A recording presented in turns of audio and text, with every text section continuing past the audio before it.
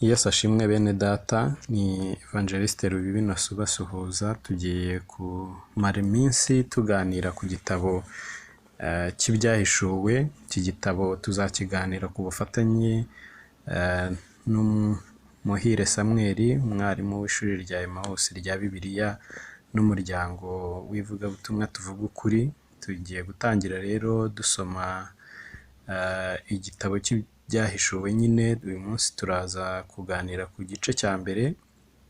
Numva nifuza kugiha intego cyangwa se titre ivuga ngo Yesu wazutse, ariko turasoma imirongo igize igice cya mbere hanyuma tuyivugeho mu buryo buvunaguye cyangwa muri make, hanyuma tuzajya tugenda dukomeza tubabwira ni aho bizaba ngombwa ko tuvuga igice cyose cyangwa aho tukigarukiriza hagati kugira ngo tukiganireho. Igitabo cy'ibyakozwe n'intumwa ni igitabo abantu benshi batinya haba kugisoma cyangwa kucyigisha, kandi umurongo wacyo wa 3 uvuga weruye ukavuga ngo hahirwa usoma amagambo y'ubuhanuzi n'abayumva bakayitondera. Ni amahirwe yacu rero kumenya ibyanditse muri iki gitabo cy'ibyahishuwe no gukurikiza ibyanditswemo, ariko ahanini abantu bagitinya bitewe n'uko kivugira mu marenga cyangwa se muri symbols.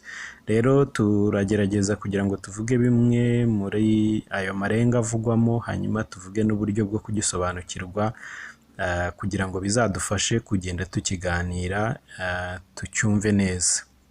Tugiye gutangira dusoma rero imirongo yose igize igice cya mbere, hanyuma tuze kuyivugaho mu buryo buvunaguye. Murakoze, mbahaye ikaze mu ijambo ry'Imana. Dusome igice cya mbere cy'ibyahishuwe. Interuro: ibyahishuwe na Yesu Kristo, iby'Imana yamuhereye kugira ngo yereke imbata ze ibikwiriye kuzabaho vuba, agatuma marayika we akabimenyesha imbata ye Yohana, uhamya ibyo yabonye byose ari ijambo ry'Imana no guhamya kwa Yesu Kristo. Hahirwa usoma amagambo y'ubu buhanuzi, hahirwa n'abayumva bakayitondera bakitondera ibyanditswe muri bwo, kuko igihe kiri bugufi. Ubutumwa bw'amatorero 7 yo muri Aziya. Jyewe Yohana ndabandikiye mwebwe abo mu matorero 7 yo muri Aziya, ubuntu bube muri mwe n'amahoro biva ku Mana iriho yahozeho kandi izahoraho, biva no ku myuka 7 iri imbere y'intebe yayo, no kuri Yesu Kristo ari we mugabo wo guhamya, ukiranuka n'imfura yo kuzuka, utwara abami bo mu isi, udukunda kandi watwejesheje ibyaha byacu amaraso ye, akaduhindura abami n'abatambyi b'Imana ye ariyo na Se, icyubahiro n'ubutware bibi bye iteka ryose. Amen. Dore ndaza vuba n'ibicu, kandi amaso yose azamureba, ndetse n'abamucumise nabo bazamureba, kandi amoko yose yo mu isi azamuborogera nanone. Amen. Ndi Alpha na Omega, itangiriro n'iherezo, niko Umwami Imana ivuga, iriho kandi yahozeho kandi izahoraho, ariyo ishobora byose. Yesu abonekera Yohana ari Patimo. Jyewe Yohana, mwene so musangiye amakuba n'ubwami no kwihangana biri muri Yesu, nari ku kirwa cy'i Patimo bampora ijambo ry'Imana no guhamya kwa Yesu. Ku munsi w'umwami wacu nari ndi mu mwuka, inyuma yanjye numva ijwi rirenga nk'iry'impanda rivuga riti: icyo ubona ucyandike mu gitabo, ucyoherereza amatorero 7 yo muri Efeso n'i Simuruna n'i Perugamo n'i Tuwatira n'i Sarudi n'i Filadelifiya n'i Lawodikiya.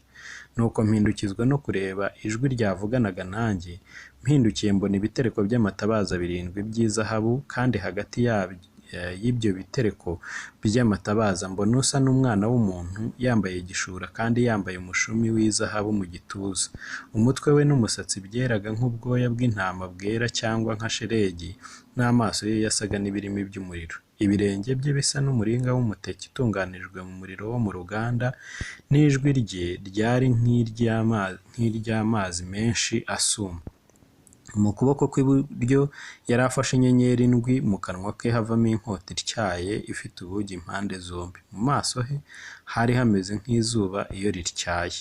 Mubonye ntyo mwikubita imbere nk'upfuye, ashyiraho ukuboko kw'iburyo arambwira ati: witinya, ndi uwa mbere kandi ndi uw'imperuka, kandi ndi Uhoraho. Icyakora nari narapfuye, none dore mporaho iteka ryose, kandi mfite imfunguzo z'urupfu n'ikuzimu. Nuko wandikiye ibyo ubonye n'ibiriho n'ibiri bukurikireho hanyuma, n'ubwiru bw'inyenyeri ndwi izo mbonanye mu kuboko kwanjye kw'iburyo, n'iby'ibitereko by'amatabaza birindwi by'izahabu. Dore izo nyenyeri ndwi nizo bamarayika b'ayo matorero arindwi, naho ibitereko by'amatabaza birindwi nibyo matorero arindwi. Amen. Tugiye gutangira kuganira rero muri make ibivuzwe muri iki gice cya mbere, ndagira ngo mvuge ngo izina ubwaryo ry'iki gitabo rivuzwe kuba ibyahishuwe, navuga ngo ahari bagarukiye mu nzira bataryujuje. Kuri jye numva ryakiswe ibyahishuwe na Yesu Kristo, kandi nkibaza cyangwa nkemeza ko iki gitabo niba cyitwa ibyahishuwe bitandukanye n'ibihishwe. Abantu benshi iyo batekereje ku gitabo cy'ibyahishuwe babibona nk'ibintu bihishwe, bizimije, bitamenyekana, ariko nyamara cyitwa ibyahishuwe kuko ibyacyo byarahishuwe, bidushyirirwaho kugira ngo tubyumve, kandi ni amahirwe kuri twebwe kubyumva no kubisobanukirwa, kandi ntabwo ari ibyo kugirwa ubwiru, ahubwo Yesu yavuze ko bimenyeshwa abo mu itorero kugira ngo bihute kuko igihe kiri bugufi. Rero igitabo ubwacyo cyakabaye, cyangwa se izina ryacyo rirambuye ryakabaye ibyahishuwe na Yesu Kristo, bihishurirwa Yohana kugira ngo natwe tubimenyeshwe. Iki gitabo rero muri rusange kugira ngo umuntu acyumve neza, navuga ko kigabanijwemo ibice bigeze kuri 2. Turaza kugenda tubona uburyo byiyongera, ariko mu by'ukuri ni ibiriho n'ibikurikiraho hanyuma y'ibiriho. Ibiriho rero ni ibyo mu gihe cy'itorero turimo, kuva ku gice cya mbere gusoza igice cya 3, hanyuma kuva ku gice cya 4 hatangira kuzamurwa kw'itorero kugeza ku gusoza kw'iki gitabo havuga ibizakurikiraho. Ubwo ni uburyo bwa mbere bwo kugira ngo umuntu acyumve mu buryo bwihuse. Hanyuma mu bundi buryo abasobanuzi b'iki gitabo bagisobanura mu buryo bugeze kuri 4. Hari ibyo bita ngo ni abapretereste cyangwa se preteristi. Uburyo bwo gusobanura iki gitabo bivuga ko ari byanditse muri iki gitabo bivugwa ko ari ibyabaye mu gihe cyandikwaga, kikaba kirimo amarenga kuko abantu bagambanirwaga. Hakabaho ubundi buryo bwitwa ubw'igihe kizaza, futuristic, ni ukuvuga ngo ni ibizaba nyuma yo kugaruka kwa Yesu. Ubwo ndavuga uburyo bugenda gisobanurwamo, hanyuma nze kubabwira uburyo jyewe nemera kandi mbona ko aribwo gisobanurwa neza. Hakaba uburyo symbolique cyangwa se uburyo bw'ibimenyetso, bavuga ko ari ibimenyetso byihariye by'ibyabaye mu gihe cya Yohana cyangwa mu binyejana bya mbere n'ibyakurikiyeho mu bihe by'akarengane. Hanyuma hakaba n'uburyo bw'amateka cyangwa se historical, uburyo bw'amateka y'itorero kugeza ku mperuka y'ibihe, kikanavuga rero byinshi mu byabaye mu gihe Yesu yari amaze gusubira mu ijuru. Ubwo buryo rero bw'amateka nibwo buryo nemera kandi mbona ko bufite logique yo gusobanura iki gitabo. Hanyuma rero iki gitabo nk'uko nari mbivuze gatoya, kirimo ibyo bice 2 kuva ku gice cya mbere kugera ku cya 3, cyangwa se imigabane. Umugabane wa mbere ufite ibice 3 kuva kuri 1 kugera kuri 3, ibiriho mu gihe cy'itorero. Hanyuma kuva ku gice cya 4 kugeza ku gice cya 22 hakavuga ibizaba, ariko muri icyo gice nanone kuva ku gice cya 4 kugera ku gice cya 19 haravuga iby'umubabaro, bizabaho mu mubabaro mwinshi. Hanyuma kuva ku gice cya 20 kugeza ku cya 22 hakavuga iby'ubwami bwa Kristo hano ku isi, intebe y'imanza nini yera n'umusozo wa byose. Hanyuma muri ubwo buryo rero nagira ngo mvuge ngo aho umuntu yahera asobanukirwa iki gitabo, kwa kundi navuze ko abantu benshi bagitinya babona kirimo amashusho menshi n'ibimenyetso n'ibindi bintu byinshi bisa nk'ibijimije, aho rero guhera usobanukirwa iki gitabo, amashusho avuzwemo muri iki gitabo agiye asobanurwa kandi nanone muri iki gitabo. Ni ukuvuga ngo inyenyeri ndwi, Bibiliya ku murongo wa 20 hano tumaze gusoma havuze ko izo nyenyeri ari abamarayika b'ayo matorero. Hanyuma ibitereko by'amatabaza 7 by'izahabu bikaba ari amatorero ubwayo. Mu gice cya 12 havugwamo ikintu cyitwa ngo ikiyoka n'umwanzi, ukacyumva ukumva giteye ubwoba, ariko gihita gisobanurwa, bivugwa ko ari Satani. Hakavugwamo kandi ibizima 4 muri iki gitabo. Mu gice cya 4 havugwamo ibizima. Ibyo bizima rero iyo turebye neza mu gitabo cya Ezekiel mu gice cya mbere no mu gice cya 10 tubona ko ibyo bizima ari abakerubi. hanyuma harimo ayandi mashusho agenda avugwa y'inyamaswa nk'ingwe, aruko, intare. Ibyo rero bikatwibutsa ibyavuzwe mu gitabo cya Daniyeli igice cya 2 ko izo nyamaswa zari ubwami bw'ubutegetsi bwariho, bwarimo Ubugereki, Ubuperesi ndetse na Babuloni. Hari n'ibindi bimenyetso rero bigenda birimo bigaragara, ariko iyo ukomeje gusoma mu byanditswe byera ubona ubusobanuro bw'ibyo bimenyetso bikoreshejwe. Aho tuzagenda duhura nabyo ibyo bimenyetso tuzajya tugenda dusobanura icyo bivuga cyangwa se icyo bisobanura. Mu magambo abanza rero mu mirongo y'iki gitabo tusomye haruguru, mu murongo wa 1 kugeza kuri 3, tubona ko hagenda havuga izina ry'iki gitabo, umwanditsi wacyo ko ari Yohana. Hanyuma kandi tukanabona ko mu murongo wa 2 twereka ko Yohana ahamye ko ibyo yabonye ari ijambo ry'Imana kandi Yesu niwe jambo ry'Imana. Naho mu murongo wa 3 uraduhamagarira gusoma no kumva. Ariyo mpamvu tubashishikariza kugira ngo ubu butumwa mubugeze no ku bandi babwumve, kuko ari umugisha wo kumva iby'iki gitabo no gusoma ibyacyo no kubisobanukirwa. Kutagisoma rero ni uguhomba kwawe cyangwa kwanjye, naho kugisoma ni umugisha kuri jyewe. Mu mirongo ya 5 kugeza ku 8 tuhabona igisingizo Yohana yahaye Yesu yari amaze kubona. Mu gihe Yesu yerekwaga rero ibyanditswe muri iki gitabo, yari abohewe ku kirwa cy'Ipatimo nk'uko yabivuze, ahorwa Kristo, kimwe n'abo yandikiraga bose baratotezwaga. Ubwo rero bakaba bari basangiye kwihangana no kubabazwa, ko kwihangana kandi bakaba baguhabwa na Yesu Kristo kimwe n'ubwami yabasezeranije cyangwa se yasezeranije abe. Yari mu mwuka rero mu buryo budasanzwe ku munsi w'umwami.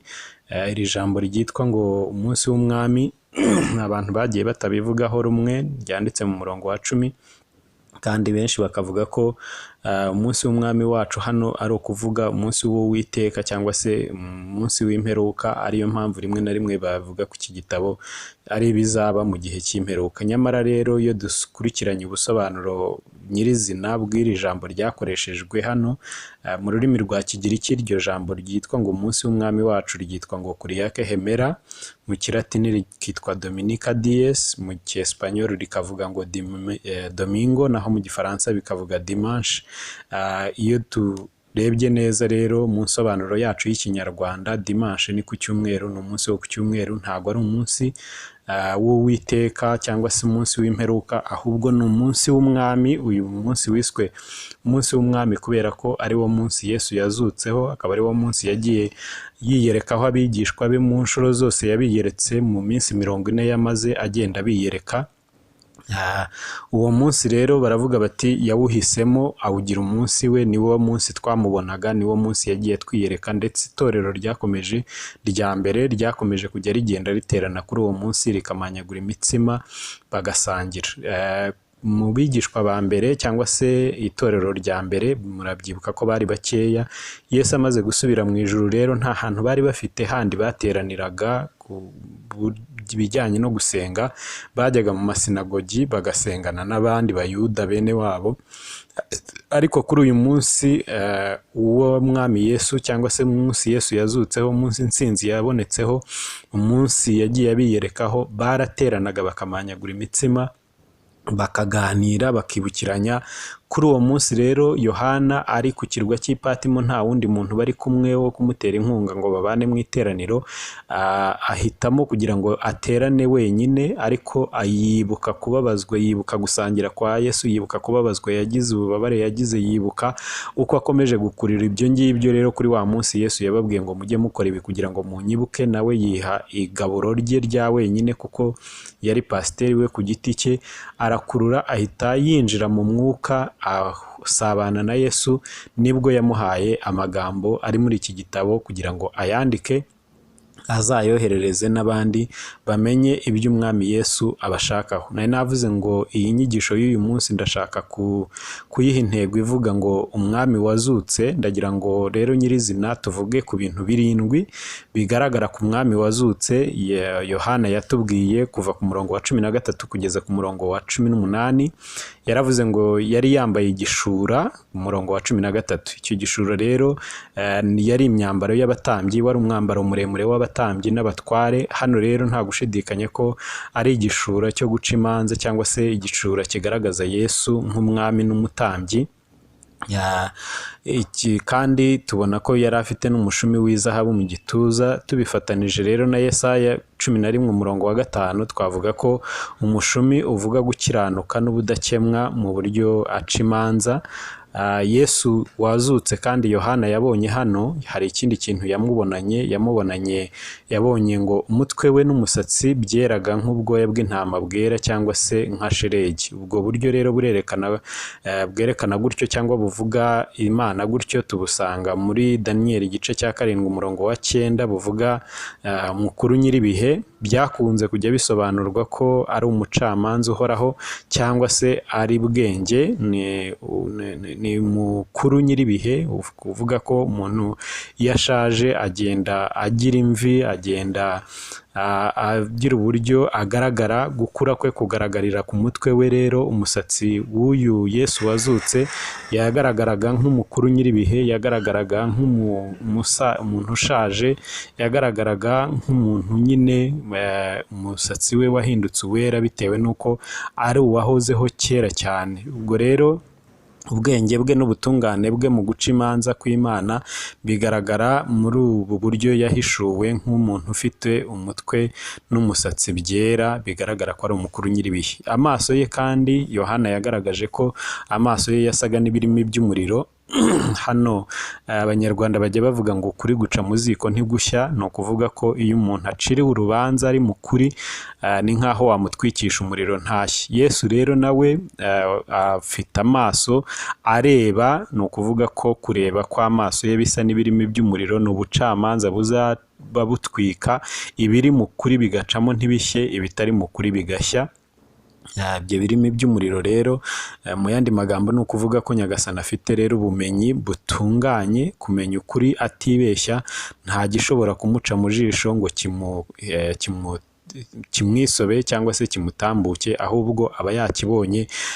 Mu rwandiko rwa mbere rw'Abakorinto igice cya 3 ku murongo wa 13, niba nibuka neza, Pawulo aravuga ngo nitugera aho tuzaba duteguriwe tuzahurira na Kristo, tuzapimishwa imirimo yacu izapimishwa umuriro, izaba yarakozwe ku mpamvu zipfuye izashye. Ni kwa kureba rero amaso ye asa n'ibirimi by'umuriro. Sinzi niba hari abantu byari byabaho iyo ureba umuntu umubeshya cyangwa se hari ibyo umukinga, hari ibyo utariho umubwiza ukuri, utinya kumureba mu maso kuko amaso ye aba agucira urubanza. Bituma ubabwa mu maso, nturebe neza, ntumwitegereze.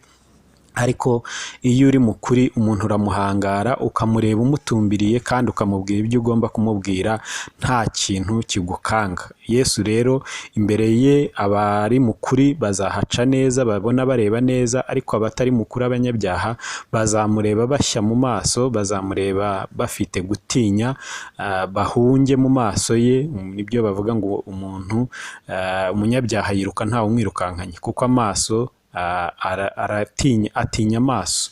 Ikindi Yohana yatubwiye kuri uyu Yesu wazutse, yavuze ngo ibirenge bye bisa n'umuringa w'umuteki. Umuringa ushushanya guca iteka. Icyo bivuga hano rero ni uko umwami agiye guca iteka ku matorero 7, akemera ibyiza naho ibibi akabyanga. Ijwi rye ntari nagera ku ijwi, reka mbanze mvuge kuri iki cy'ibirenge bimeze isa n'iby'umuringa w'umuteke. Hari umwe cyangwa se bamwe bajya bakunda kubivuga, bavuga ngo Yesu ntazagaruka ku isi ngo kubera ko ngo ibyo yahukubitaniye nabyo, ngo imisumari bamuteye mu birenge ngo ntago yagaruka, ngo batazongera bakayimutera. Ariko hano Yesu yerekanye ko ibirenge bye bimeze nk'ibyuma by'umuringa. Ni ukuvuga ko iby'ubushize yaje ari inyama n'amaraso, babashaga kubitera imisumari, ariko bazazana ibyuma bikomeye mu rwego rwo hejuru ku buryo azaribatira abanyabyaha munsi y'ibirenge bye. Nta misumari rero azongera guterwa kuko azagarukana ibirenge bimeze nk'iby'umuringa w'umuteke. Ndavuga Yesu wazutse. Ikindi Yohana yatubwiye n'ijwi rye, yavuze ngo ryari rimeze nk'iry'amazi menshi. Hano rero igitekerezo kirimo ni ububasha n'igitinyiro. Mu kuboko kwe kw'iburyo yari afashe inyenyeri indwi. Mbere yo kuvuga inyenyeri nyirizina, reka tuvuge ku ijwi. Tujya twumva inyamaswa nk'intare. Bibiliya ivuga ngo Yesu ni intare yo mu muryango wa Yuda. Ijwi ry'intare iyo rivuze, abantu bose aho bari barakangarana bakiruka. Yesu rero afite ijwi rimeze nk'iry'amazi asuma, ni ukuvuga ko ijwi rye ririmo ubutware. Iyo avuze ibintu byose birahubangana bikigirayo. Inyenyeri rero twabonye ko mu murongo wa 20 zavuzwe ko bari abamarayika b'ayo matorero arindwi. Ni ukuvuga mu yandi magambo ni nk'intumwa kuri ayo matorero arindwi. Intumwa zose karindwi murabizi ko bisobanuye umwuzuro. Rero aba bamarayika cyangwa izi ntumwa ndwi, ni ukuvuga ko intumwa zose zihagarariye amatorero cyangwa se zatumwe ku itorero, intumwa zigomba gukora umurimo w'itorero, Yesu azifite mu kiganza. Ndagira ngo mbanze mpumurize abakozi b'Imana n'abandi bantu bose bakorera Imana. Intumwa z'Imana Yesu azifite mu kiganza, kandi ntawe uzazivavunura mu kiganza cye, kuko azifatishije amaboko ye, amaboko ya Kristo. Rero ariko ubuzima bwawe, wa mukozi w'Imana we, ntugaterwe ubwoba, kuko Yesu agufite mu kiganza. Bibiliya yatubwiye kandi ngo mu kanwa ke yari afite inkota. Iyo nkota ni ryo jambo ry'Imana. Mu Baheburayo 4:12 havuga ko ijambo ry'Imana ari inkota y'amugi abiri, ribangukira gutandukanya ubugingo n'umusokoro, amagufwa rikayapima rikayagera. Hano rero ni umurava n'uburyo budasubirwaho abwira n'ubwoko bw'Imana, nk'uko bigaragara mu nzandiko ku matorero arindwi. Mu maso ye hari hameze nk'izuba iyo rityaye. Nta gushidikanya ko ikivugwa hano ari ubwiza. Kristo abonwa mu bwiza burashe. Kristo wazutse abonwa mu bwiza burashe, kandi agaragara abantu bose badapfa kumureba uko biboneye, kuko ubwiza bwe bumeze nk'izuba rirashe. Izuba rirashe ntawe upfa kurireba uko yiboneye, ntawe upfa kuvogera Yesu. Bamureba bitonze, kandi arabonwa iyo witegereje neza. Hano rero turabona ko Yohana abonye Kristo wazutse mu bwiza bwe, byatumye Yohana amwikubita imbere nk'upfuye, ariko umwami aramukomeza, amubwira ibimwerekeye n'iby'umurimo yakoze. Ndagira ngo mbabwire ko hari igihe kijya kigera twabona ubwiza bwa Kristo, twabona uko ahambaye, tukaba twatentebuka cyangwa twacika intege, ariko Yesu aradukomeza, akatwongeramo imbaraga, akongera kutwibutsa imirimo yakoze. Yohana rero abwirwa kwandika ibyo abona, ari byo biriho n'ibiri bukurikireho cyangwa n'ibizaza hanyuma. Nk'uko rero byavuzwe muri izo nteruro, ibiriho tubisanga mu bice bitatu bibanza, naho ibiri bukurikireho cyangwa se bizakurikiraho tubisanga uhereye mu gice cya 4 kugeza iki gitabo kirangiye. Mu buryo rero umwami yasobanuyemo icyo inyenyeri ndwi bihishe, ni uko ari abamarayika cyangwa se intumwa ku matorero arindwi, naho ibitereko by'amatabaza by'izahabu niyo matorero arindwi ubwayo. Ni ukuvuga ko Kristo abereye maso itorero, kandi abereye maso n'abakozi be cyangwa se intumwa zatumwe kuri ayo matorero. Nta kizatuvuvunura mu biganza bye, nta kizadukanga, nta kizadukubita hasi. Ntabwo itorero ryayobye, ntabwo ryigeze ribura urihagarariye, ntiryigeze ribura ugira icyo arimarira, ahubwo ibyo byose ni ibyabereyeho kugira ngo Kristo n'imbaraga ze zizerekanirwe muri we. Yesu rero ariho, arahari, arategereje igihe ko kigera. Twebwe ni twebwe tugenda dukerererwa kugira ngo tumusange, tumwegere. Araturuhura, arakora ibikomeye mu buzima bwacu. Mbahaye ikaze muri iki gitabo, muzaryoherwa. Tuzagenda dusobanukirwa byinshi kandi byiza bihishwe muri iki gitabo. Tuzagenda dusobanukirwa uburyo bwo gusobanura iki gitabo, uburyo bwo kugisangiza abandi. Murebye ibihe turimo, ni ibihe byo kugira ngo tumenye ibi ngibi, kuko indwara zigenda ziza, imitingito, inzara, inzige zirahagurutse, imvura yarahindutse, ikirere cyarahindutse. Hari ibintu byinshi, ibimenyetso byinshi tugenda tubona Yesu yatubwiye ngo nitubona ibyo ngibyo tuzubura amaso yacu turebe mu ijuru, kuko gucungurwa kwacu kuzaba kwegereje. Gucungurwa kwacu rero kuregereje, igihe cyo kugira ngo tumenye ibi ngibi tubyihutire, tubiharanire, tube mu mwanya, duhore twiteguye, kuko tutazi umunsi n'igihe ni iki ngiki. Karibu rero tuzakomeza tugende dufatanya muri iki gitabo, turyoherwe, tukiganire, tugisangize abandi, kugira ngo twese duhore twiteguye